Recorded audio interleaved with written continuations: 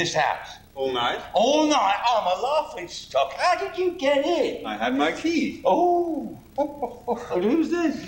I was just going to introduce you. Who asked you to bring tarts in it? Tart? Who asked you to bring dirty tarts into this house? Oh, listen, don't be silly. You've been here all night? Yes, we arrived from Venice. We've had a smelly scrubber in my house all night. Welcome to Theatre Talk. I'm Michael Riedel of the New York Post. And I'm Susan Haskins. There is a terrific revival of Harold Pinter's The Homecoming at the Court Theatre. And one of the reasons it's so good, or I should say two of the reasons it's so good, are our guests tonight. We are joined by Raul Esparza. You know very well from Company. Great performance in that. Thank you. Taboo, not my favorite show, but you were wonderful. We know that one. So you've heard. We are, and we always think of Raul as a musical theater actor, and now he's becoming a very serious dramatic actor. Well, you know, it's exciting to do this stuff on Broadway. Well, welcome to Theatre Talk. Thank you. And the wonderful Ian McShane, who is playing a very menacing character in this play, well known to viewers of from Deadwood, which is, I guess, the thing that has now made you sort of an international celebrity. Yeah, it's sort of distantly related to Max, is Al Swearingen. Good evening. Welcome to Theatre Talk. Thank you. All right.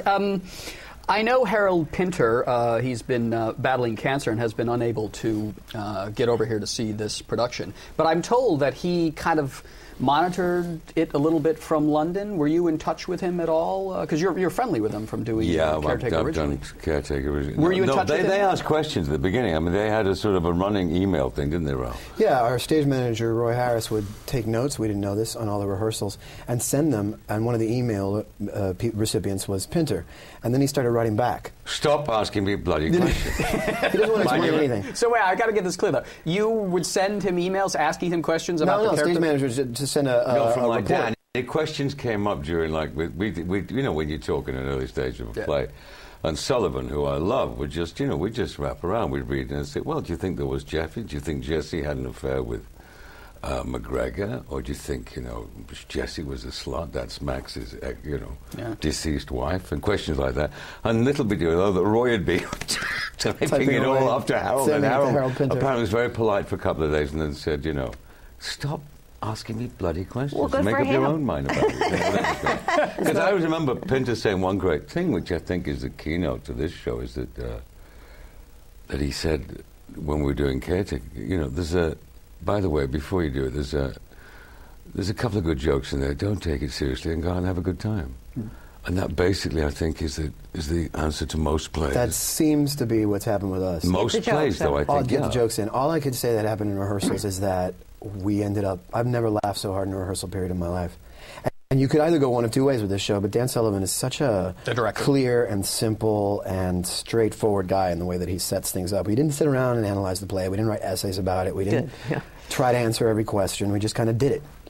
And then we'd find ourselves laughing ourselves into a stupor. I mean, falling out and unable to go on with the scenes because we didn't understand what we were doing. So it was either that or you'd sit around and write essays. And I much prefer this, where you just kind of laugh. Yeah, and the essays production could be awfully dreary, I would imagine. Well, Harold always talked about once I spoke to him about 2 weeks ago. I thought it was time I called him, and I said, you know, I think you'd be proud of us, Harold. We're all out there having a good time. They're all terrific. It's a great, the classic hybrid cast, which, you know, I think works brilliantly in this show, you know, American and English actors.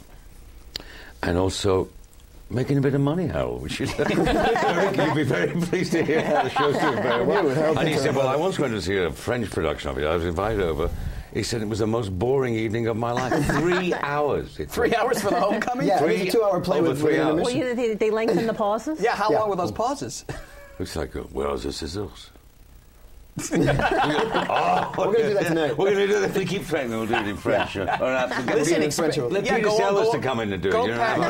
We'll all stare at each other. Go past 11 o'clock and you'll get overtime. Dan said we can't do any eyebrow acting. Right. Yeah. Let's talk about this, the Pinter pause.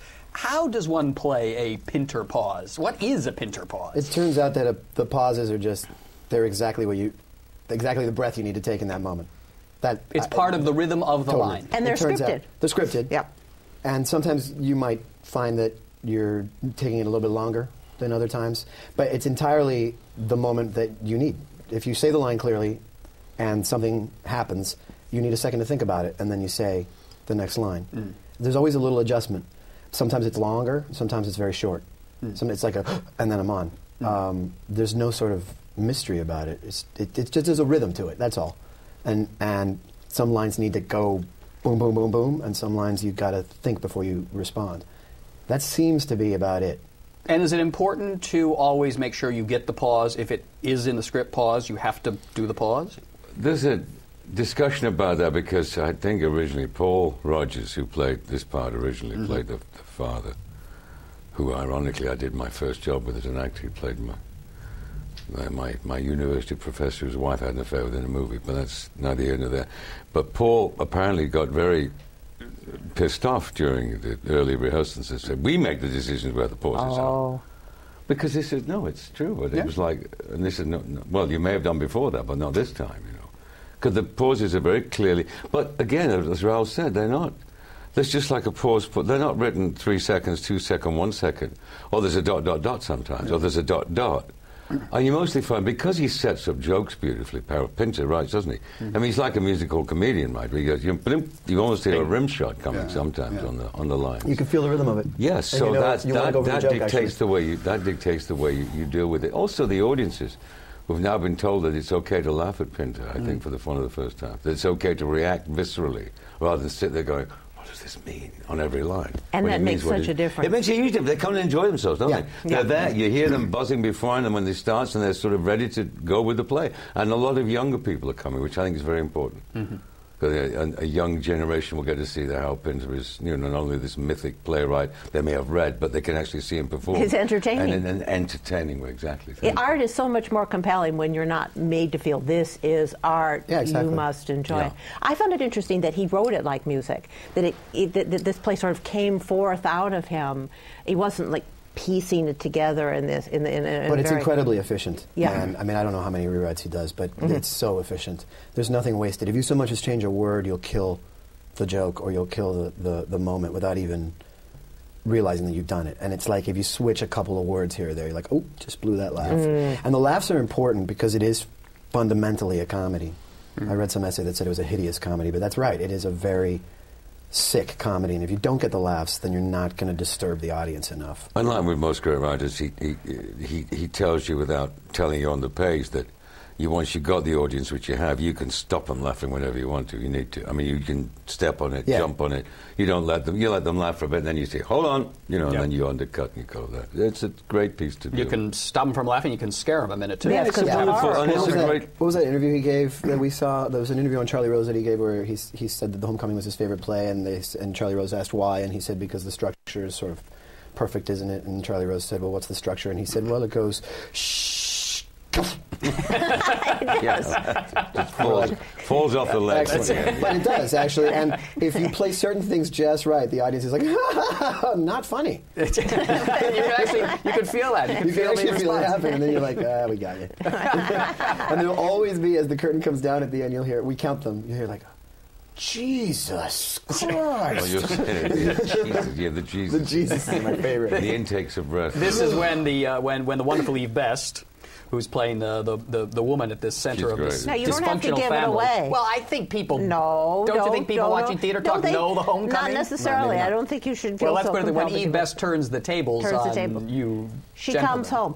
Whose homecoming is it? Well, that's another question. Good question. Could be anybody's. I mean, there's another theory that Harold said that when he wrote the play that it was the germ of the idea came from having a friend of his come home with a non-Jewish wife. After a bunch of years in America, though, right? Didn't say whether it was come from America or wherever, but he came home with a wife that wasn't Jewish, and that was obviously, it caused some kind of ruction in the family, and that was the germ of the idea that he based the play on. He also wanted the play originally played by Max, the part played by a comic actor. Oh, well, that certainly makes sense. Makes sense. That's always interesting. Yeah. He wasn't, of course. It was obviously a great actor, Paul Rogers. He could play anything, but his first instincts were they wanted it played by. Like it's a kind of funny King Lear. But he did. But is it obvious to you, Raul, that Harold Pinter began as an actor? That this is an actor writing for actors? Yeah, because there are actually James Frayne, who plays Teddy, is a fantastic actor. Once made an observation because he and I are smoking cigars at the top of Act 2, and there's a certain point where our cigars are supposed to have gone out, and we were so worried about putting the cigars out. And actually, if you stop smoking where he says to stop smoking, and then you say the line, 20 minutes later, your cigars have gone out. Oh, interesting. And, and James said, he worked this out. The actor worked this out, Harold Pinter, the actor, worked that out. Knows exactly how long these moments will take, and there's no sort of magic to it. It's just like, okay, technically, this has to happen, and so it does, and you don't need to worry about it. And you can also feel, with Lenny, which is such an operatic part in some ways, and in other ways totally very sly and funny, but he goes such extremes. He's a person who is putting on a performance the whole time. There's nothing he says or does that is to be taken at face value. And he's always making fun of somebody, or he's always inventing an emotion but not really feeling it. And there's a lot of the joy of kind of hitting the stage and tearing it up a little bit in that. So it's a fun part. You sink your teeth into it and have a good time every night. You never know what's going to come out. Now, both of you, as great actors, do you find when you're playing a twisted, conniving person that this affects you in your daily life? That yes. you take this? No. Would you like to give us an example?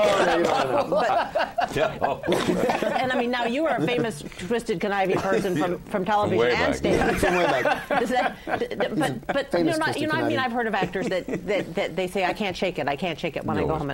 Of course you can. Okay. It's a job. You just, somebody said, Billy Wilder running a made that brothel. famous remark about, they said he was doing this wonderful interview with Volker Schlondorf. It's a big interview. Yeah. And about the first line is that Schlondorf is this great German intro about the great artist and why do you do a job and do a gig. And then Wilder says, for the check. First of all, the check. There is a reason why we do this, because we're getting paid. So, okay, that's the first reason in a way. I'm not actually a pimp. Although both of you were committed to this long before that check was. Oh yeah, but I mean, as actors, you're thieves and vagabonds anyway. I mean, you started out one to be entertained in the front, the other one to be nicking the wallets around the back. Yeah. The Globe Theatre. So, but it's a great job. It beats working, as we say, any time. I mean, some days it's a gas, to walk into the theatre at night and you think, here we are doing a Harold Pinter play, and it's. And the audiences love it. And they're buying it, yeah. And they're buying it. And it's a great group of actors. I mean, James Frey, Michael McKeon, who's, again, terrific. Wonderful comic from a great actor. comedic background. Yeah. He's a great actor. All right, so it helps to be a actor. comedian to play Pinter. Is that what you're saying? I think so. Yeah, I think he's a comic absolutely. actor. Certainly. Watching Michael put together that performance in rehearsals was incredible. And we should say his character is sort of the only benign character. He's the only human right, character, in this. really, in some ways. He's totally deluded.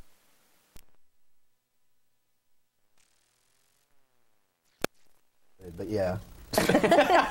Well, that's human. Sam gives as good as he gets in his own schneidi way. He comes on, it's always like, oh yes, I was driving your wife about, I'm sure it's very nice. He's always he's always giving his little niggly character. The only most vulnerable character is Joey, Yes. which is the wonderful Gareth Sachs, and you don't know whether is he, dare I say it, is he McGregor's son? Is he McGregor's son? You're Is he definitely Max's my son? son, I Yeah, know we're that. so alike. The We're so relationships alike. are unclear, except for the fact That's that on you purpose. are. Oh, very much so. I'm clearly clearly your your son. son. Yes. I mean, they We're have so this- alike, and that's why they hate each other and love Right. each other. But you don't quite know the relationships with the other brothers, who the mothers were for not really. these. Although I think Teddy is Max's son.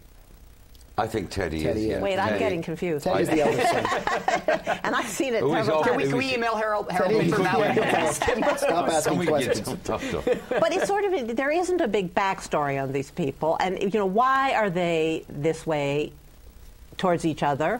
And in their own why are they lives? running each other down, attacking, undermining each other's... It's an interesting question. I think Pinter made that remark, didn't he, again, about it's a constant. We have that expression, taking the piss. Yeah. It's like a, it's a constant, every line is actually a put down. It's a, Just undermine the guy. Undermining everybody. It's a way Everybody very smart does it to people sort of everybody. stake their territory, I think. And it's a, Except the these are equivalent more of, like, feral. These are more feral These in guys their are like own way. animals. I mean, Well, it's beyond being very smart. I mean, I think feral is more correct. But, why are they constantly so committed to bringing each other down? And I think one of the interesting things about the play is that Keeps them Pinter is going. able to write, I think it keeps them alive. He's able to write family dynamics and remove a little bit of the civility that we're used to. That's all. He just takes a little layer of skin off. But isn't that great theater? Which is great. Yes, and isn't that Theater otherwise no other medium does that. Theater strips away artifice and strips away all the I think people behave like this. And people behave like underneath, they would want to, yeah. You know, we do this to each other. We're always sort of competing and suspicious and wanting to, but we just don't quite admit it. There's an extra layer. He's cut the fat. He's just cut that off and shown you people acting like baboons in a forest. I think it's because he comes out of the theater and he sees how we theater people often behave. Yeah, right. Constantly, you know, one-upping each other, attacking each other, the rivalries, the jealousies within an acting company that he came out of. I mean, some scholars have made the point that the families in Pinter are often sort of the family dynamic of an acting company, because he traipsed around England before he became a writer, doing these sort of second-rate boulevard-type comedies. Well, like, you know, that Wolfit Company, the last of the great actor-managers. Yeah. Boys used to tell that story. It's like, I'll tell it now as we're in a perfect setting for it. Remember I told the story of Donald Wolfit, who was the great actor-manager of England, you know, was doing like go up and do all the great plays, or 1 a week, 3 a week, all the parts. He'd play them all. But just when he did his first TV show, it's like we are now, and he's in, and they rehearsed. They're in the studio finally, and he goes, hello. He calls up to the controller. Hello. This light on my camera. They said, yes. He said, yes. It's red, isn't it? They said, yes, that means you're on camera. He said, well, mine's off. They said, well, that's because we switched to another camera. No, it has to be on all the time. So he invented a box and put a red light on it. And it became known as the Wolfit camera. BBC television for years would love it. He wasn't, yes, my light's on, I'm all right. I can act now, the light's on. If he couldn't, if it was on somebody else. I can't help but say that my red light was off, and now it's on. I'll say that's for you, which red light is on. I have to ask you both about two productions you were both in, a little bit of history, because they were important and fascinating productions. You, Taboo. The classic Broadway flop, really, of the last liked 10 Taboo. years. That Michael helped to support. Yes, so, he was so wonderful. so marvelously, really. I was a champion he was of just that. a real champion. I was pintering that. I was taking the piss, He as you would say. nurtured that show to the grave. Like there was just so much love pouring from the post columns on a weekly basis that, you know, we're all in that one together. Now, have you seen... Rosie O'Donnell made a documentary of the making of Taboo, which I don't think has really been seen. It's a mythic thing that's out there. It doesn't exist? Yeah, no, but she made it. I'm sure she did. I know it's out there. There were so many cameras on us all the time. Yeah. But I haven't seen it. I tried to get a copy, and oddly, they wouldn't send it to us. I can't imagine why. Really? What was the experience like that, though, being in a show that was scrutinized almost every day in the papers? Ultimately, that had a lot to do with Rosie going through that trial, and the... This is when she was suing the magazine company, yeah. And, you know, when we first put the show together, we did a workshop that was just thrilling. And then we were in the rehearsal hall, and we had our last performance in the rehearsal hall, and I thought, this is a massive hit. But the pressure on the trial and the pressure on putting the show together in text started to just get... it was just this tightening, this heat.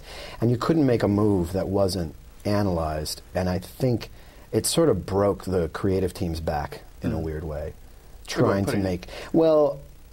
Chris, our director, I think felt a great deal of pressure. Chris Renshaw. Not Ashley. Ashley, not at all. Chris Renshaw, I think, felt a great deal of pressure to sort of deliver what he had delivered in London, and couldn't sort of make the sorts of changes that needed to happen over the amount of time that needed to happen, because there was this time frame, and then was dealing with the fact that Rosie was coming back from the trial every day and trying to see results. This was the one good thing she had. She's one of the most sort of extraordinarily generous people I've ever met.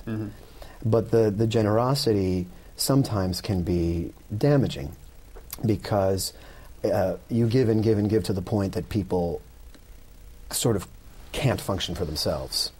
It was an interesting thing that was happening. It was like smothering us with love. But she could then turn on you and scream and yell and cut your legs but out. it was also, she needed this thing to work. And she believed in it, and I will stand by the fact that I think it's one of the greatest scores I've had the privilege to sing in years. Yeah. And there was a marvelous sort of series of ideas inside the book that, you know, things were just getting cut left and right, for timing, for numbers, for featuring different moments in the show that maybe weren't the best thing to be featured. There were things that happened in the workshop where there were some actors playing different roles who were marvelous actors, and things were getting bigger and bigger that really should have gotten smaller and smaller. Stuff like that happens and you don't even notice it. It's that thing that William Goldman talks about in the season, where he says, a show begins to change and it starts to shift directions like a cruise liner, and you didn't even see that it was happening.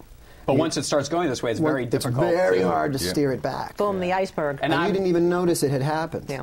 And I was going to ask you, you had your sort of musical theater tough one with Witches of Eastwick, of which you were the star in London. And what went wrong there? I don't think the book was strong enough.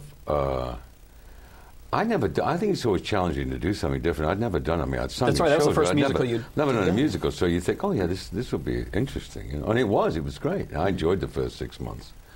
And then when they started to want to change it and want to change the music, put it in a smaller theatre, and start not doing new numbers but just cutting, I thought, no, this is the time that it's time to, no. And the heavy on that show, as Rosie O'Donnell was in Taboo, would have been Cameron McIntosh. Cameron just can't. If you had somebody like, say, a Trevor Nunn directing it, who locks the doors, Cameron's not allowed in the rehearsal room. Yeah.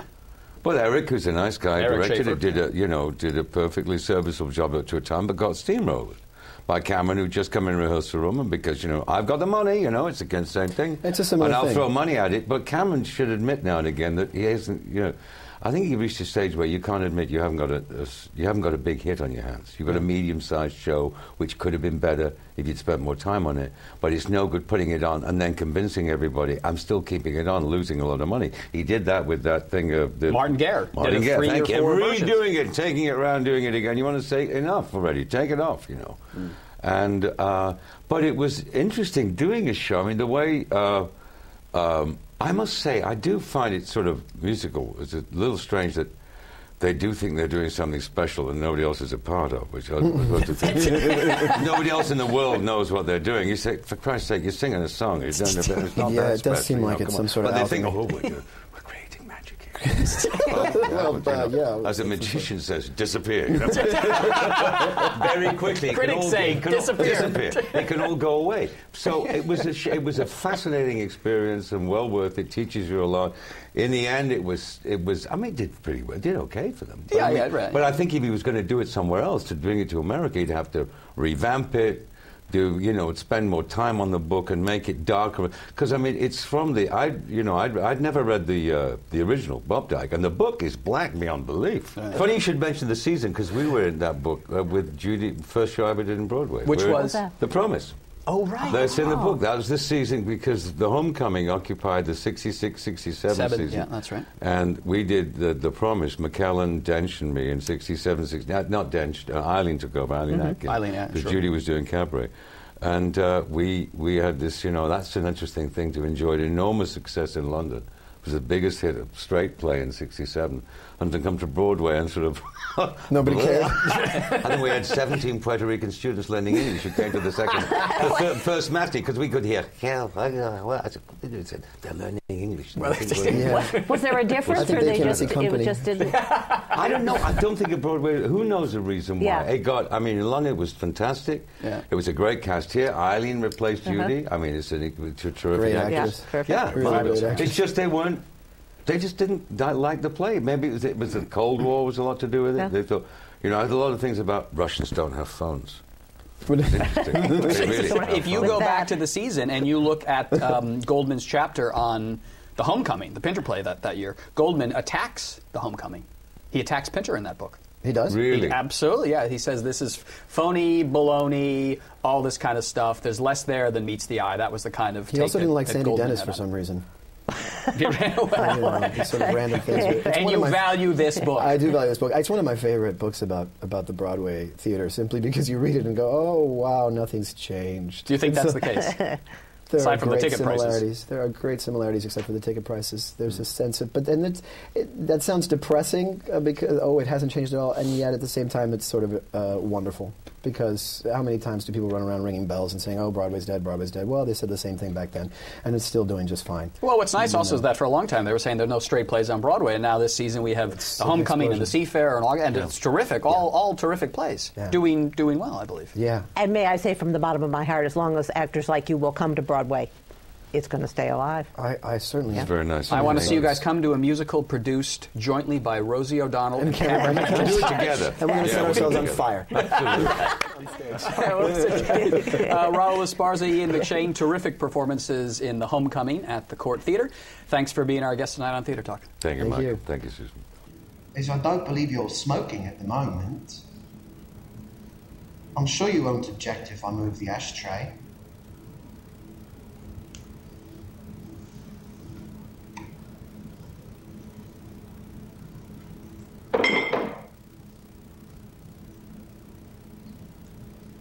And now perhaps I'll relieve you of your glass. I haven't quite finished. You've consumed quite enough, in my opinion. No, I haven't. Quite sufficient, in my own opinion. Not in mine. Leonard. Don't call me that, please. Why not? That's the name my mother gave me. Just give me the glass. No. I'll take it then. If you take the glass, I'll take you. Our thanks to the Friends of Theatre Talk for their significant contribution to this production. Theatre Talk is made possible in part by the Frederick Lowe Foundation, the Eleanor Naylor Dana Charitable Trust, the Alan S. Gordon Foundation, the Corey and Bob Donnelly Charitable Fund, Carrie J. Fries, the Dorothy Strelson Foundation, the New York City Department of Cultural Affairs, and the New York State Council on the Arts, a state agency. Playbill Online is the official website of Theatre Talk and the home of the Playbill Club, providing information and opportunities for theatre lovers.